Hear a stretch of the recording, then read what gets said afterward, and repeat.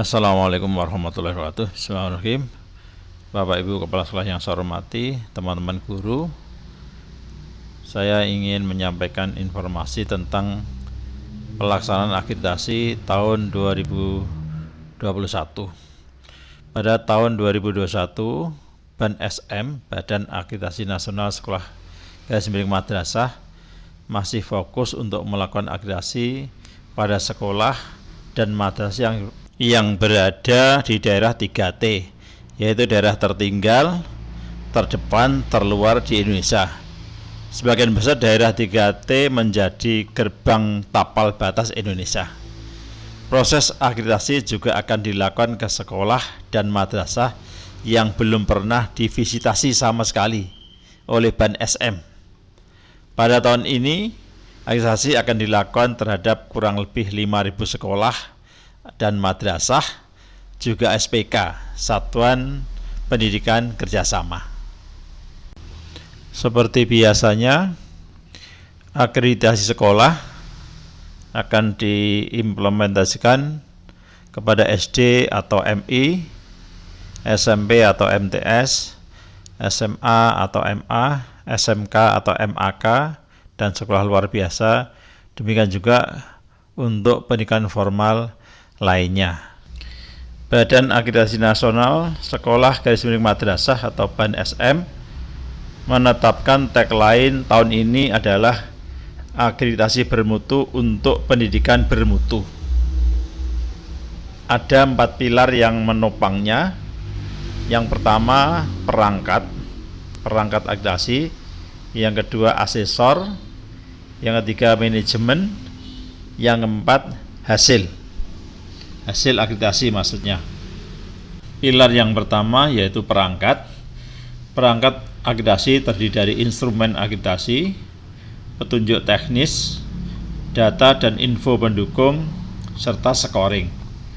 Badan akreditasi sekolah dan madrasah selalu berusaha menyempurnakan perangkat akreditasi sebagai alat penilaian mutu pendidikan yang valid dan reliabel, dengan mengacu pada standar nasional pendidikan dan peraturan-peraturan lain yang terkait.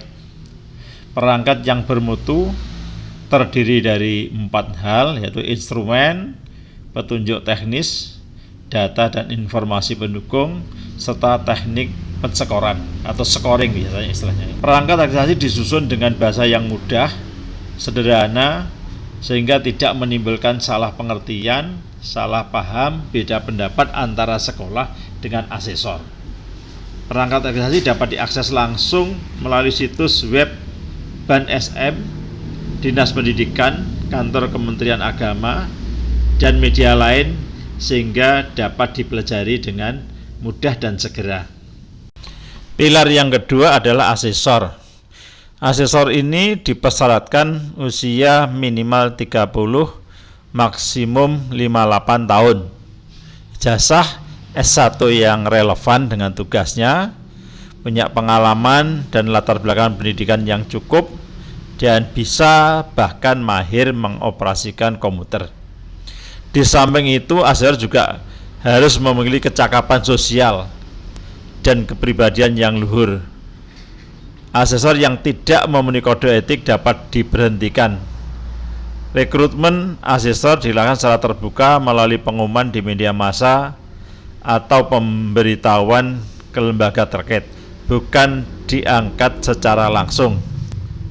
Asesor bukanlah ditunjuk, tapi mereka direkrut dari kalangan profesional dengan seleksi yang amat ketat dan terbuka. Yang ketiga, pilar akreditasi yang bermutu yaitu manajemen atau pengelolaan, menyangkut perencanaan, lalu pelaksanaan, dan monitoring dan evaluasi. Misalnya proses penetapan kuota untuk sekolah dan madrasah diperbaiki sehingga lebih cepat, adil dan objektif, dan nampak sekali penyempurnaan pada POS, yaitu prosedur operasional standar tahun ini berbeda dengan tahun-tahun sebelumnya.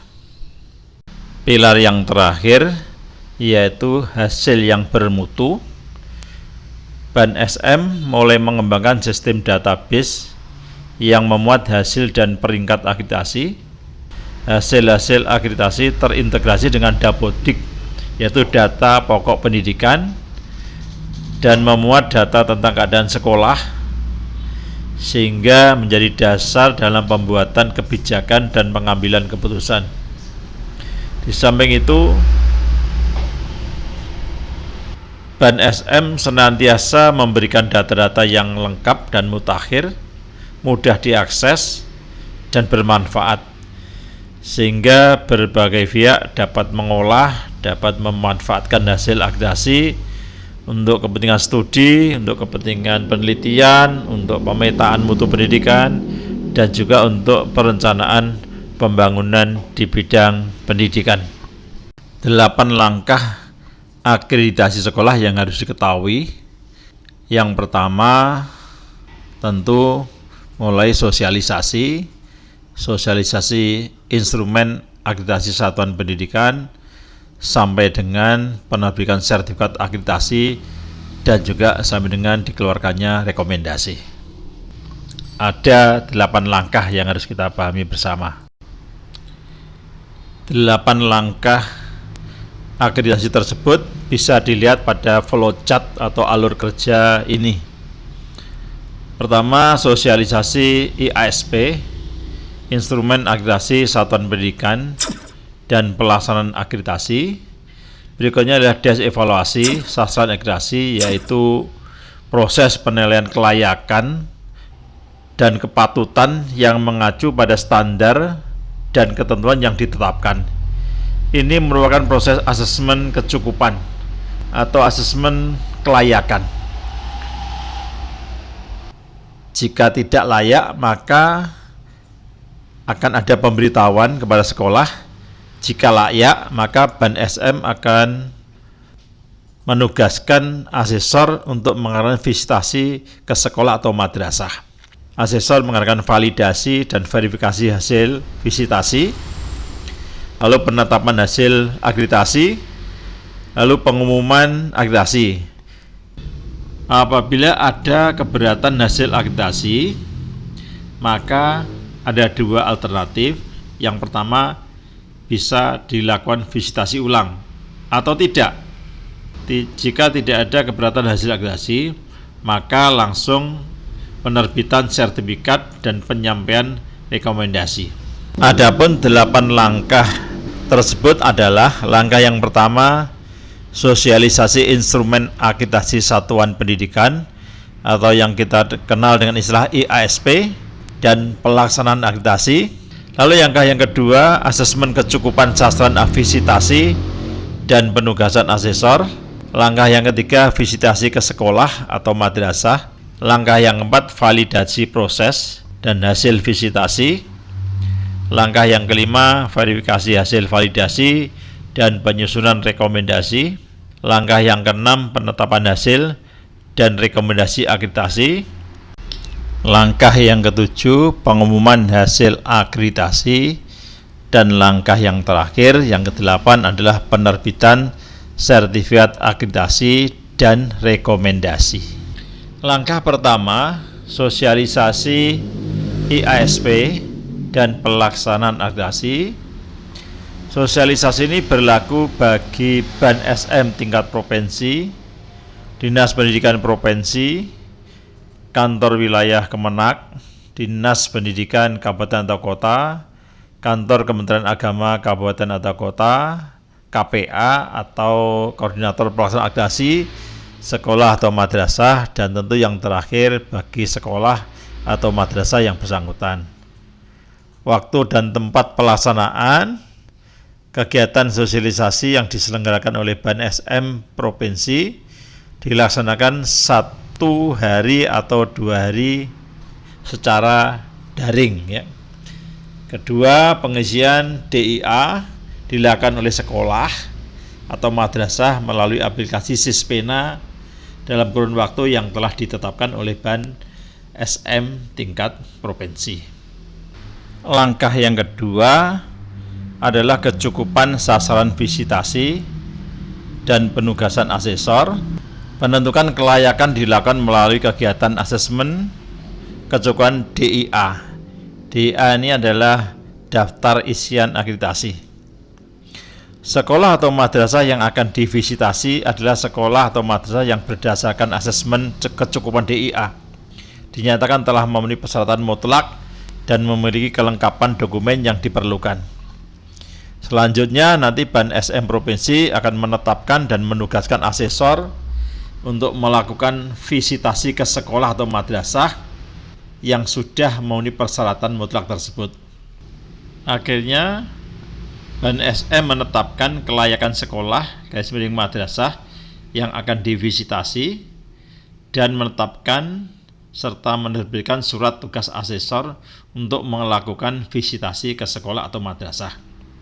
Hasil asesmen kecukupan sekolah atau madrasah oleh asesor dan informasi kelengkapan dokumen pendukung yang diperoleh dari daftar isian akreditasi melalui Sispena, SK penetapan sekolah yang akan divisitasi, dan yang ketiga surat penugasan asesor untuk melakukan visitasi ke sekolah atau madrasah. Langkah yang ketiga adalah visitasi ke sekolah atau madrasah. Kegiatan ini adalah kegiatan verifikasi, validasi, dan klarifikasi data dan informasi yang telah diisi oleh sekolah atau madrasah dalam Sispena SM. Sispena ini adalah sistem informasi penilaian akreditasi sekolah berbasis web ya.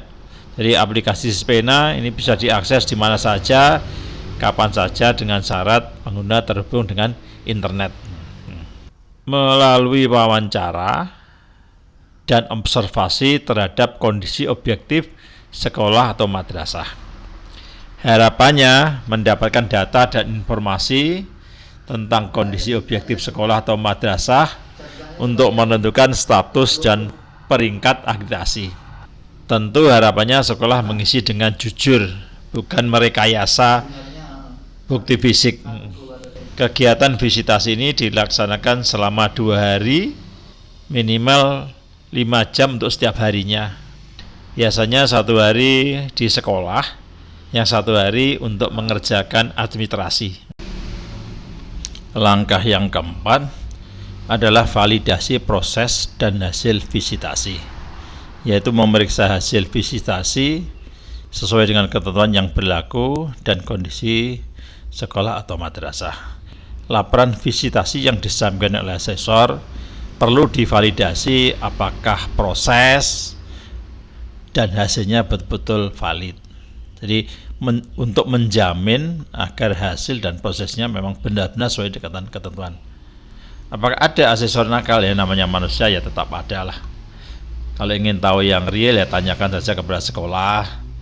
Ada asesor yang datang jam 11 siang, jam 1 sudah selesai. Tentu ini tidak sesuai dengan aturan main. Ada juga yang 1 hari 2-3 sekolah. Apakah ada? Ya tanyakan saja di lapangan. Apakah ada hal-hal seperti itu? Nampaknya memang ada, makanya perlu divalidasi baik proses maupun hasilnya. Langkah berikutnya, langkah yang kelima, yaitu setelah validasi proses dan hasil visitasi, Badan Akreditasi Nasional Sekolah / Madrasah tingkat provinsi melaksanakan verifikasi hasil validasi dan penyusunan rekomendasi. Kegiatan ini dilakukan agar penetapan hasil akreditasi benar-benar objektif sesuai dengan kondisi atau keadaan sekolah atau madrasah yang sebenarnya. Tujuannya yang pertama memeriksa hasil validasi proses dan hasil visitasi. Yang kedua untuk menyusun rekomendasi yang konkret dan jelas untuk perbaikan atau peningkatan sekolah atau madrasah. Jadi rekomendasinya betul-betul biar bisa dimanfaatkan sekolah untuk peningkatan mutu atau kualitas sekolah. Yang keenam, penetapan hasil dan rekomendasi akreditasi. Jadi hasil dan rekomendasi akreditasi ini ditetapkan oleh Ban SM dalam bentuk surat keputusan. Diadakan atau ditetapkan melalui rapat pleno. Surat keputusan tersebut disusun sesuai dengan provinsinya masing-masing dengan tujuan yang pertama menetapkan nilai akhir kinerja sekolah, menetapkan peringkat dan predikat akreditasi sekolah. Tujuan berikutnya menetapkan rekomendasi tindak lanjut hasil akreditasi untuk setiap jenjang dan jenis satuan pendidikan di setiap kabupaten dan kota untuk disampaikan kepada pihak-pihak yang terkait. Langkah yang ketujuh adalah pengumuman hasil akreditasi. Masyarakat perlu memperoleh informasi tentang status dan peringkat akreditasi sekolah atau madrasah. Untuk itu, BAN SM dan BAN SM tingkat provinsi perlu mengumumkan hasil akreditasi sekolah atau madrasah kepada masyarakat melalui situs web BAN SM dan melakukan sosialisasi. Apabila dalam kurun 14 hari setelah pengumuman, sekolah garis miring madrasah dan masyarakat diberi kesempatan untuk mengajukan keberatan atau sanggahan atas hasil akreditasi tersebut kepada BAN SM maupun BAN SM tingkat provinsi. Apabila sampai dengan 14 hari kerja setelah pengumuman tidak ada keberatan, apakah dari masyarakat atau dari sekolah, maka hasil akreditasi dinyatakan sudah final, dianggap sudah selesai dan tidak bisa diganggu gugat lagi karena masa tenggang yang diberikan untuk mengajukan keberatan dan untuk mengajukan sanggahan atas keberatan nilai tersebut tidak dilakukan, berarti ya sudah final. Langkah yang terakhir, yang ke-8 adalah penerbitan sertifikat akreditasi dan rekomendasi. Jadi memberikan sertifikat akreditasi dan rekomendasi kepada sekolah atau madrasah. Sertifikat diterbitkan dalam jangka waktu 14 hari setelah pengumuman hasil akreditasi. Apabila terdapat pengaduan keberatan terhadap hasil akreditasi pada sekolah tertentu, maka pemberian sertifikat dan rekomendasi kepada sekolah garis miring madrasah tersebut menunggu sampai ada tindak lanjut atau follow up dan keputusan dari BAN SM tingkat provinsi. Begitulah kira-kira tentang dan sekitar akreditasi tahun 2001 dan langkah-langkahnya seperti itu. Jika bermanfaat, bantu subscribe, like, dan share. Kiranya cukup sekian. Wassalamualaikum warahmatullahi wabarakatuh. Nanti kita lanjutkan video berikutnya tentang dokumen-dokumen apa yang diperlukan di dalam akreditasi tahun 2001 ini.